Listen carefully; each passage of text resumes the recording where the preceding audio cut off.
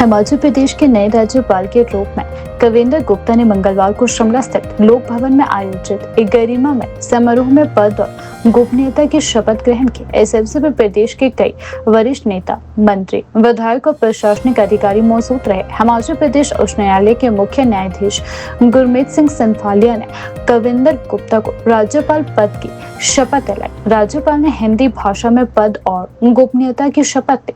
शपथ ग्रहण समारोह के दौरान पूरे परिसर में औपचारिक और गरिमामय वातावरण देखने को मिला। समारोह की शुरुआत मुख्य सचिव संजय गुप्ता द्वारा राष्ट्रपति की ओर से जारी नियुक्ति वारंट को पढ़कर सुनाने से हुई।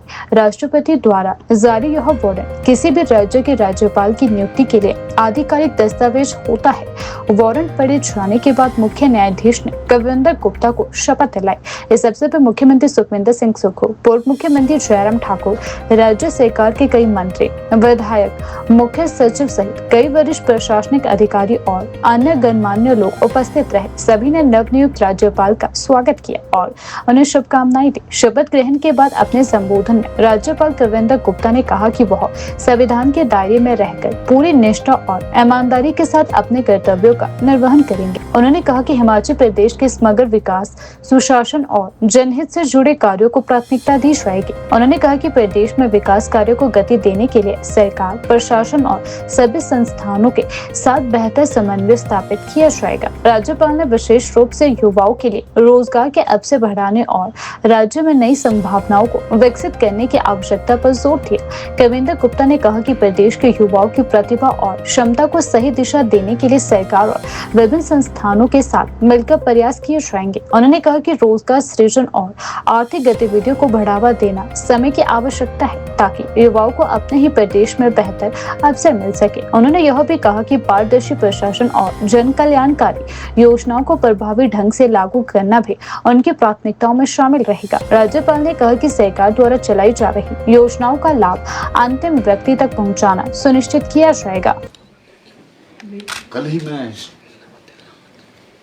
पुराने अपने जहाँ मुझे मेरा कार्य क्षेत्र रहा है, लेह से आने का मौका मिला। हिमाचल के राज्यपाल बनने से पूर्व लगभग 7.5 महीने मैंने लेफ्टिनेंट गवर्नर के रूप में अपना कार्यभार, हमारी बोली, हमारा रहन सहन काफ़ी मिलता है। तो मुझे लगता है कि जो सेवा करने का मौका मुझे हिमाचल प्रदेश में मिला है, मैं उसको ठीक प्रकार से निभा पाऊँ। मेरा अक्सर मैं बोलता हूँ, पद का अंतिम लक्ष्य नहीं है सिंहासन चढ़ते जाना, सब समाज को। यहाँ एक रिलीजियस टूरिज्म का बहुत बड़ा स्कोप है और मैं चाहता हूँ, प्रधानमंत्री जी से भी बात होती है, सभी से। मैं अलग अलग पदों पर रहा। जम्मू में मैं 3 बार मेयर रहने का मुझे मौका मिला और विधानसभा का स्पीकर बनने का मौका मिला। उसके बाद जम्मू कश्मीर का डिप्टी चीफ मिनिस्टर बनने का मौका मिला। तो इसी तरह से लद्दाख का उपराज्यपाल, यहाँ राज्यपाल। तो लोगों की नब्ज़ को पहचानना, मुझे लगता है कि विकास पर ध्यान देना ये भारत सरकार भी कर रही है, राज्य सरकार भी कर रही है और आने वाले समय में मैं किस प्रकार से उनका सहयोगी बन के काम करूं, ऐसा मेरी कोशिश रहेगी। जनजातीय विकास हमारा प्राथमिकता रहेगी और युवा कल्याण, प्रधानमंत्री जी बार बार जिक्र करते हैं कि इस देश का 65% जो युवा है, उसी के कारण से भारत युवा देश है। और हम सभी ने 2047 का एक सपना लिया है, जब भारत की आज़ादी के 100 वर्ष पूरे होंगे तो उसमें युवाओं का एक बहुत बड़ा रोल बनता है। तो मैं चाहता हूँ कि युवाओं पर, उनकी पढ़ाई पर, उनकी स्किल पर बहुत बड़ा काम हो और विशेष करके युवा स्किल्ड बनेंगे तो स्वाभाविक बात है कि जॉब सीकर ना बन करके जॉब प्रोवाइडर बनेंगे। इसे मिल करके, इंटरेक्शन करके, सभ्यता, संस्कृति, उनकी प्रॉब्लम्स जान करके उनसे बात करता था।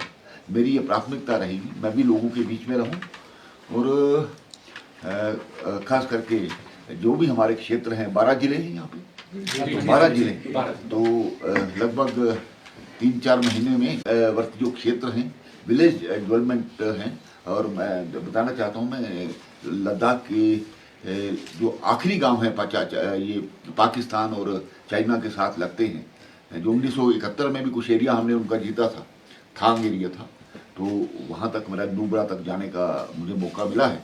यहाँ भी मैं कोशिश करूँगा कि बॉर्डर का विकास किस प्रकार से हो, इस पर मेरी प्राथमिकता रहेगी।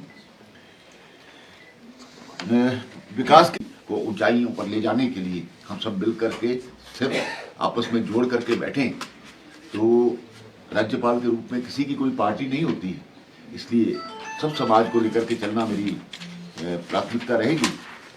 इसके अलावा जो पिछले हमारे कुछ गवर्नर्स रहे हैं उसमें हमारे आचार्य देवव्रत जी है, आलेकर जी हैं। मैं ये भी चाहता हूँ कि आने वाले समय में यहाँ जितनी भी यूनिवर्सिटीज़ हैं उसका मैं चांसलर हूँ। यूनिवर्सिटी एक बहुत बड़ा माध्यम रहता है जिससे हमारे युवाओं का विकास हो सकता है, तो मेरी यही प्राथमिकता रहेगी। देखिए, नशा हमारे समाज के लिए एक बड़ा नासूर बन चुका है और कोई माँ बाप नहीं चाहता कि मेरा बच्चा इस प्रकार का जो नशे में आए। इसलिए जरूरी है, शिक्षा एक माध्यम है, संस्कार भी एक माध्यम है और इसके साथ काउंसलिंग।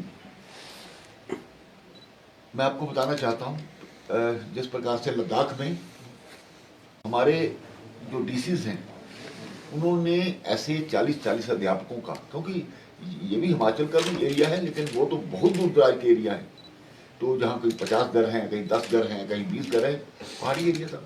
हमारे लोगों ने यूट्यूब पर कुछ 40 लोगों की टीम तैयार की जो कि लेक्चर हर सब्जेक्ट में देते हैं, तो उसका बहुत बड़ा फायदा हो रहा है। इसी तरह से मुझे लगता है कि अभी लद्दाख में हमने खेलो इंडिया, वहाँ के लोग दूर दराज में रहने वाले जहाँ 50 घर हैं वहाँ पर भी आइस हॉकी जो गेम है उसको प्रमोट करते हैं और अपनी ग्राउंड मांगते हैं। वहाँ का व्यक्ति ये जो अपना कम्युनिटी सेंटर है वो मांगता है हर, और इतनी डेवलपमेंट होती है जहाँ भी 4 से व्यक्ति 4 घर भी हैं, वो भी कहता है हमें आने वाले समय में यहाँ कम्युनिटी हेल्थ सेंटर मिलना चाहिए। तो सरकार ने बहुत सी ऐसी सुविधाएं दी। आपकी जानकारी के लिए हमने जो 300 किलोमीटर 400 किलोमीटर NHM में यहाँ बच्चों की तनख्वाह पूछी गई 50,000 रुपया होगी, वहाँ 4-4 लाख तक हम तनख्वाह देते हैं। हमने वहाँ पर इस प्रकार की मशीनें लगाई हैं कि डॉक्टर ले में बैठेगा और वह दूर दराज के इलाकों में बैठ करके उनका बीमारी जान करके उनके टेस्ट करके उधर रिपोर्ट दे रहा होगा। इसी तरह से हर क्षेत्र में, इसलिए जरूरी है, जहाँ तक इन्होंने नशे की बात की है, नशा हमारे लिए नासूर है पहले ही मैंने कहा, लेकिन इस पर काम करना जरूरी है और ये सरकार का काम नहीं है, ये समाज का काम भी है और सभी सामाजिक संस्थाओं को साथ में लेकर के हम आगे बढ़ें।